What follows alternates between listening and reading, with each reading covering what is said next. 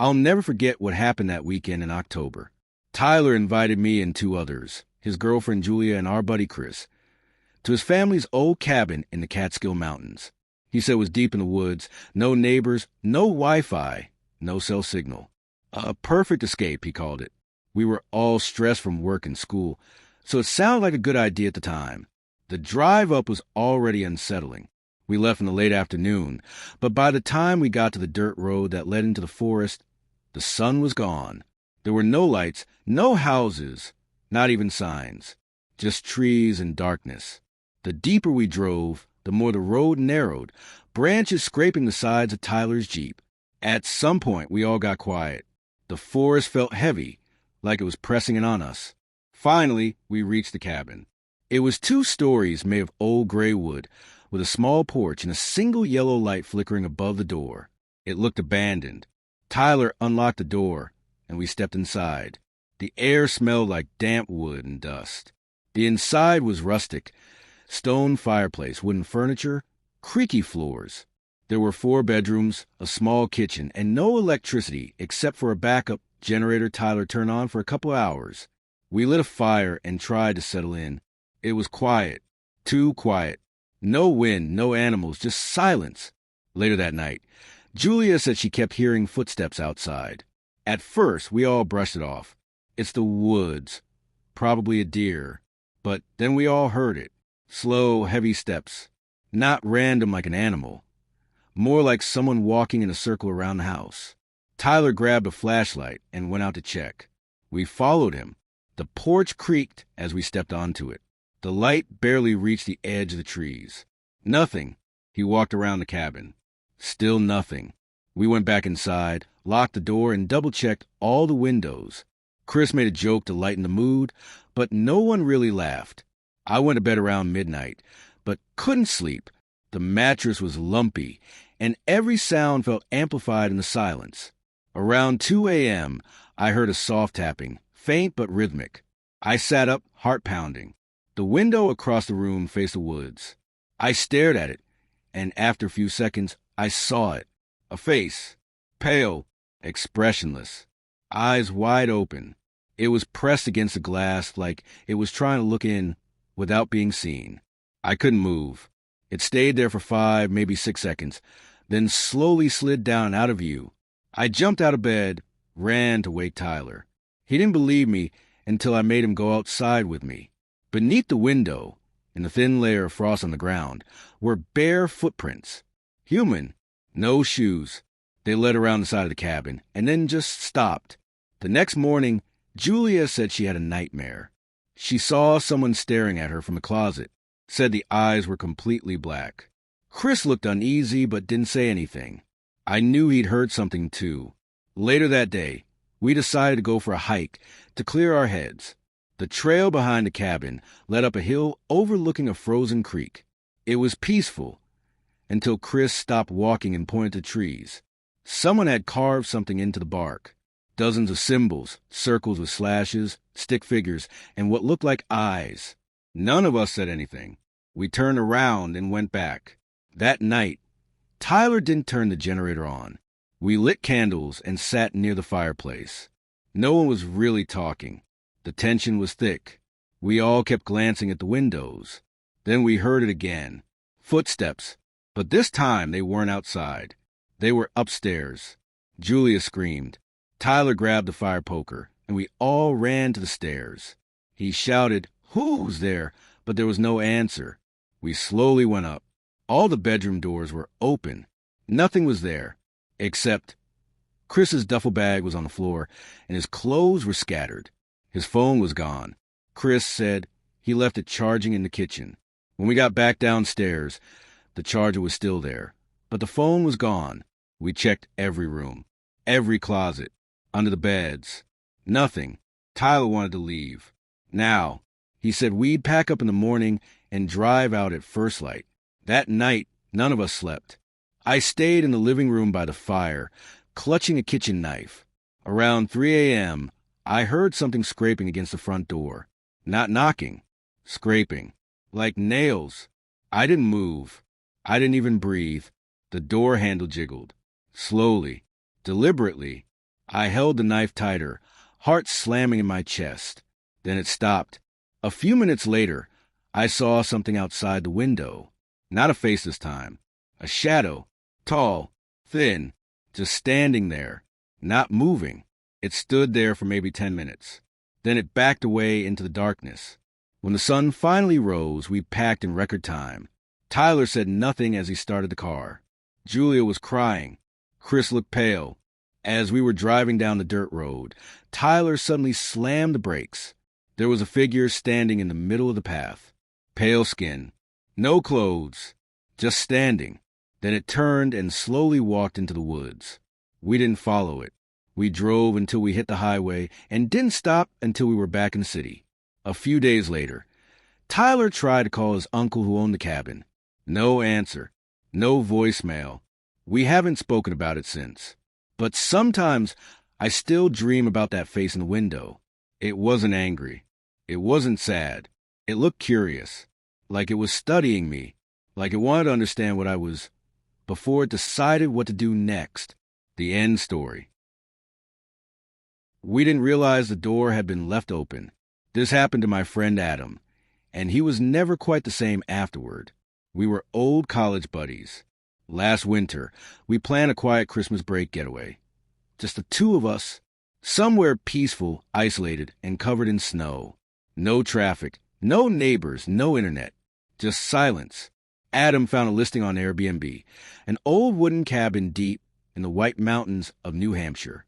It was charming in the pictures. Stone fireplace, snowy roof, a frozen lake nearby. A perfect retreat. We got there in the late afternoon. The sun was already dipping behind the trees when we pulled into the long, narrow driveway. Snow crunched under the tires. The cabin looked even more isolated in person. No other houses in sight. Just woods, silence, and a feeling that no one had been here in a long time. We unloaded our bags and stepped inside. The air was cold and stale, like the place had been shut up for weeks. There was no heat, only a fireplace and a few old electric heaters that ran off a generator in the shed. Adam got the fire going while I brought in the rest of the bags. That's when I noticed something odd. The back door, the one that led out to the woods, was unlocked, just slightly open, in fact. I asked Adam if he'd come in through the back. "No," he said, glancing up. "I haven't even been back there." We both went to check. The snow on the back step was undisturbed. No footprints. No drag marks. But the door had clearly been open for a while. There was a line of frost across the threshold. We chalked it up to the previous guest, forgetting to shut it properly. That night, we sat by the fire drinking whiskey and talking about life. Around 11 p.m., I went in my room while Adam stayed up reading. Sometime during the night, I woke up freezing. The fire must have gone out. I got up, put on a hoodie, and stepped into the hallway. The cabin was silent. I didn't see any light coming from the living room. I called out, "Adam?" No answer. I turned the corner and saw him, sitting in the chair, eyes wide open, completely still. "Dude." He blinked slowly, then turned to me. "Did you hear it?" "Hear what?" He paused, scratching. We listened. Nothing. Just the wind outside, pushing softly against the windows. "I think it was a generator," I said. "Maybe something brushed up against it." Adam didn't respond. He just looked toward the back of the cabin. "Let's check it out in the morning," I added. "We're both probably just tired." We went back to bed, but I didn't sleep much. The next morning, there were claw marks on the back door. Not deep, just enough to be noticeable. They looked fresh, like someone or something had dragged nails across the wood. Adam stared at them in silence. "Probably an animal," I said, trying to convince myself more than him. "A raccoon or something." But the scratches were too high, almost shoulder height for a person. We checked the shed, thinking maybe a bear had been around. But there were no tracks in the snow. None at all. It was as if the claw marks had appeared out of nowhere. That evening, the generator started acting up. The lights flickered. The space heaters cut out randomly. The fire became our only heat source. At one point, Adam asked if I'd left the front door open. I hadn't, but it was wide open when we checked. We shut and locked both doors, double-checked the windows, and moved the couch to block the front entrance. Neither of us said what we were really thinking, but the air in the cabin felt wrong. That night, I heard footsteps. Not outside, inside. I stayed in bed, holding my breath, listening. Soft, deliberate, moving slowly through the hallway. Then a knock.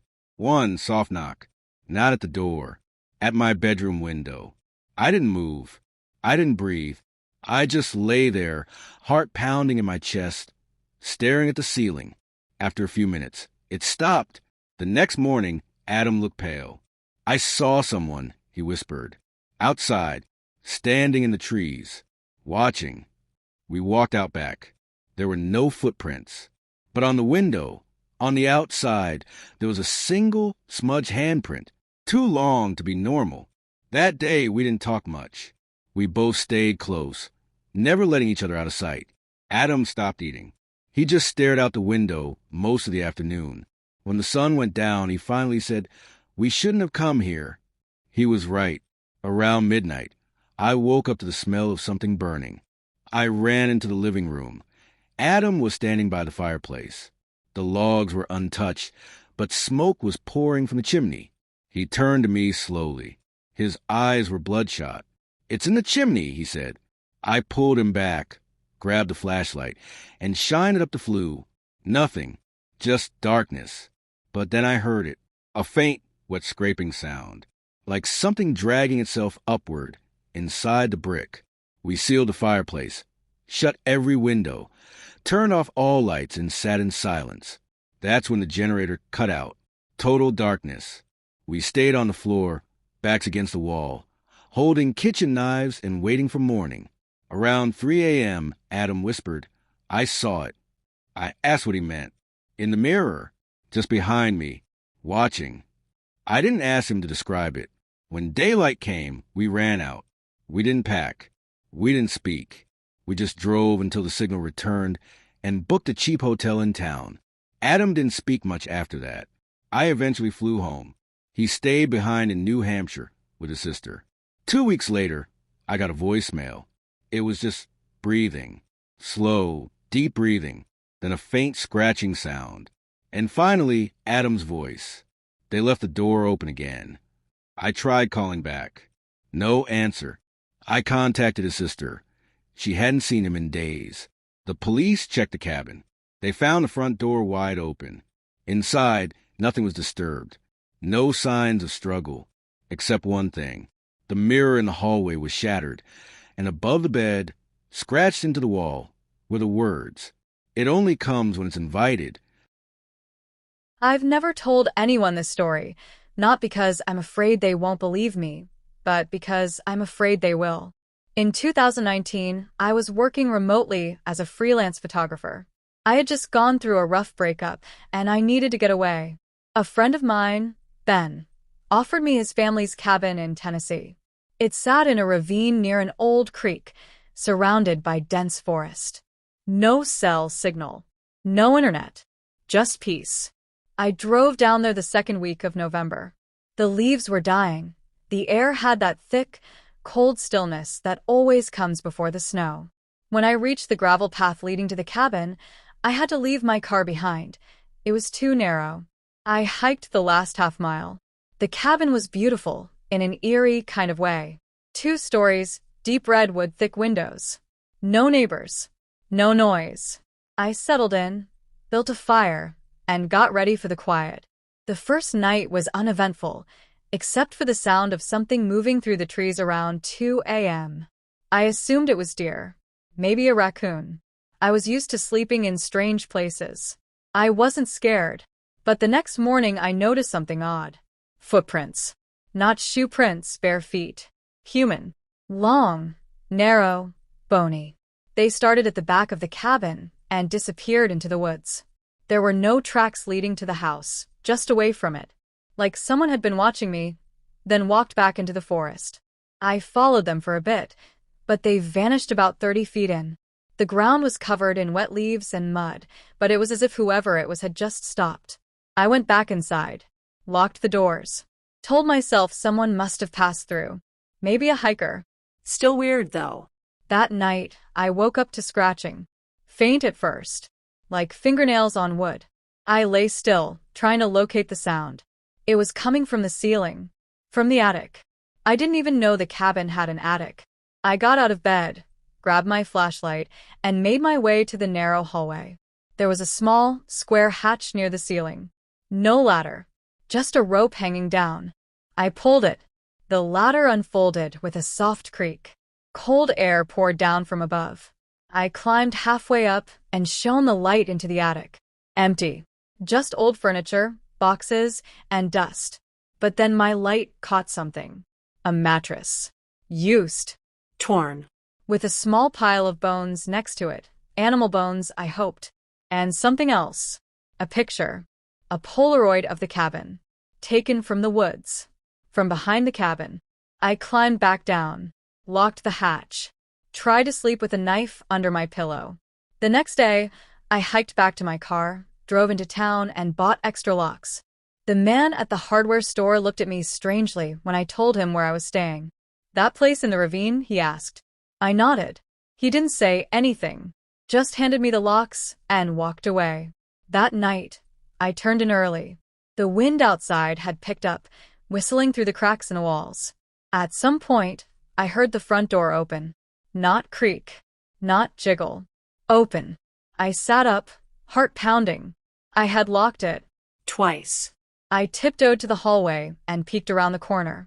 The door was wide open. Cold air blew in. The trees outside were still. Silent. Then I heard footsteps upstairs. Deliberate. Slow.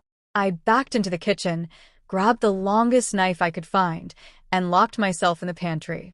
I stayed there for hours. No footsteps. No voices. Nothing. Just silence. When the sun rose, I crept out. The door was still open. Upstairs, nothing had been touched, except for the attic hatch. It was pulled down again, but this time something was hanging from it. A length of string, tied in a knot. At the end of the string was a rabbit's foot. Fresh. Bloody. I left that morning. I didn't pack. I didn't say goodbye to the cabin. A week later, Ben called. "Hey," he said. "Weird question, did you leave the upstairs window open?" No. "Why?" "We came back up here yesterday. Place was freezing. And we found something." He paused. There were handprints. Inside the mirror in the bathroom. Not on the glass, inside it. Like they were trapped behind it. I told him to burn the whole place down. He laughed. I didn't.